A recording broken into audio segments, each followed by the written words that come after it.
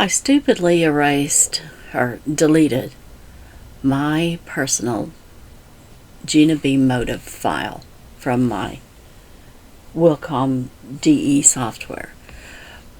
But fortunately, somehow I saved, had the forethought last time I updated to the DE version. I actually saved this into a folder on my desktop so that I could find it again. What my current motif ESA, and so there was an update in June, and when I did that I went in and saved it. And this is how you find it.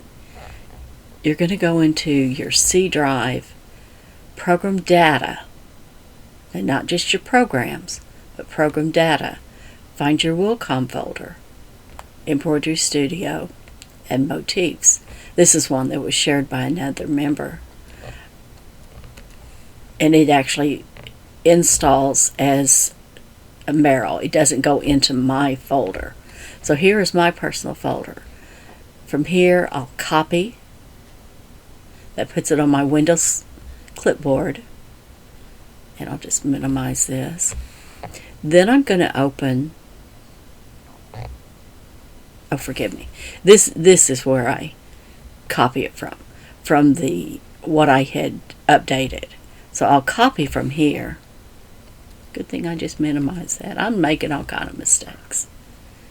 And I'm going to paste it, which I've already done, into my C drive, program data. Don't go into just your programs. It won't do you any good.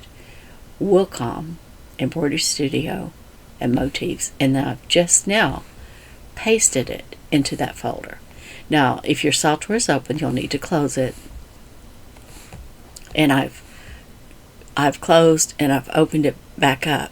Now, of course, what I was working on just now is lost, and probably anything between June and here is lost.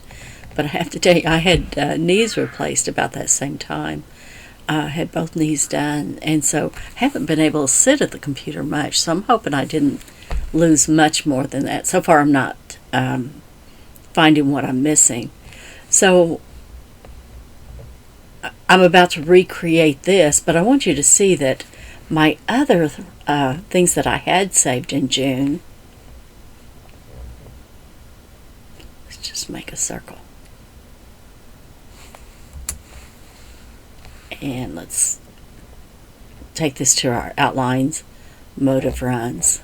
Of course, that's the default.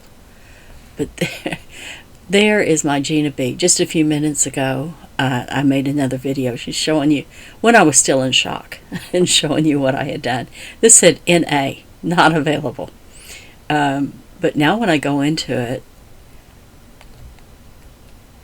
and I don't know if you knew this was there, this will give you a view of what is in here.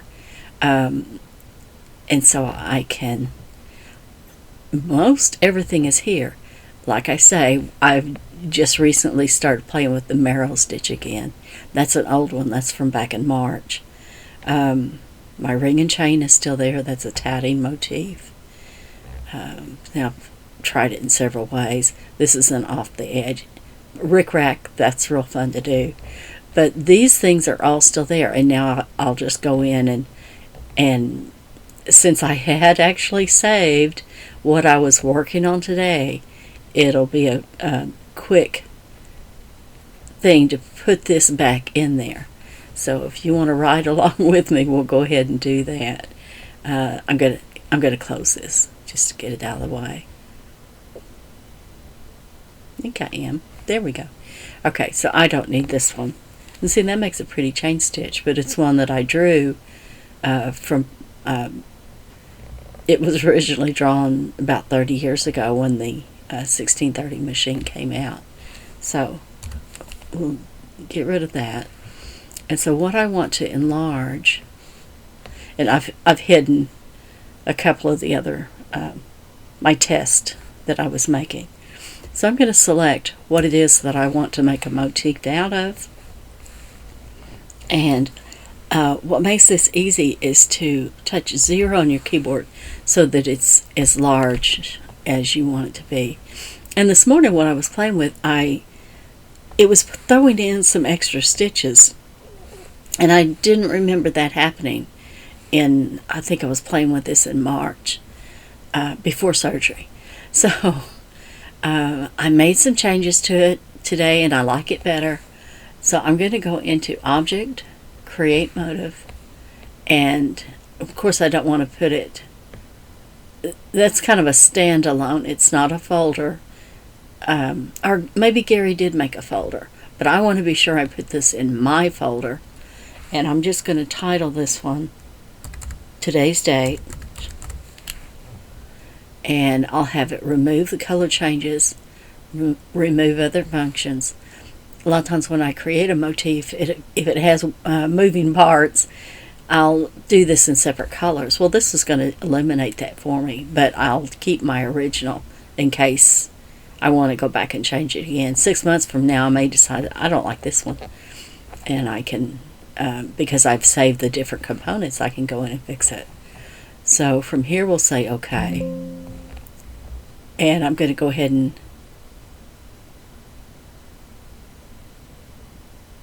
it's saying it's there. I'd like to see that.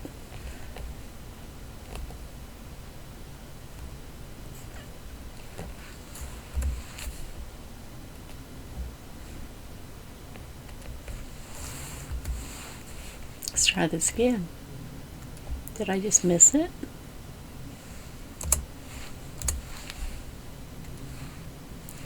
And that's just because I'm not paying attention and choosing my tools wisely. So let's come here. It's not a single. It's G to B. I don't see it there. For some reason, the software thinks it's somewhere.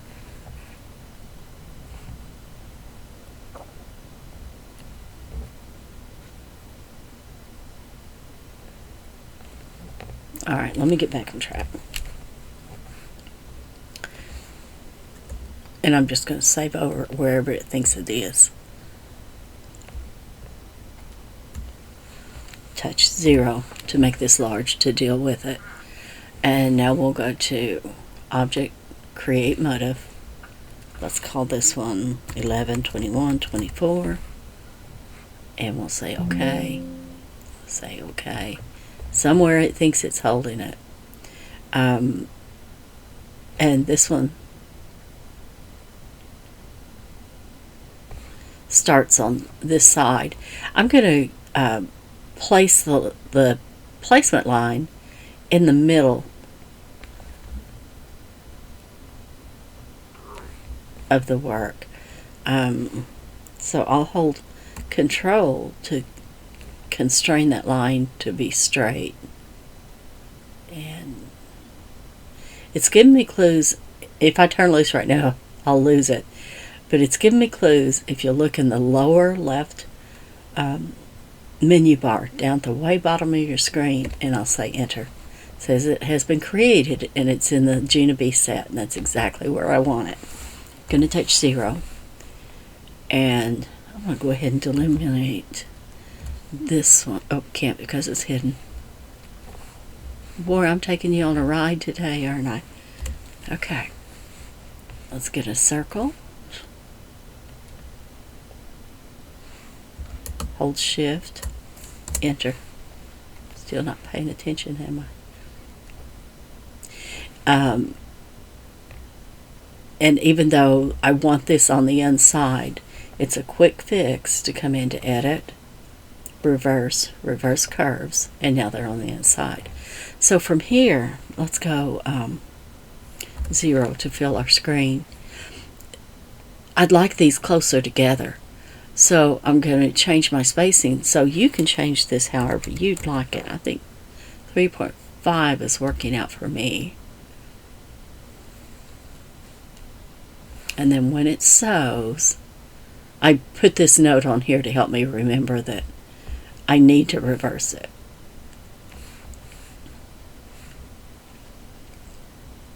So it's sewing clockwise, which is going to work out great for me. Thanks for watching.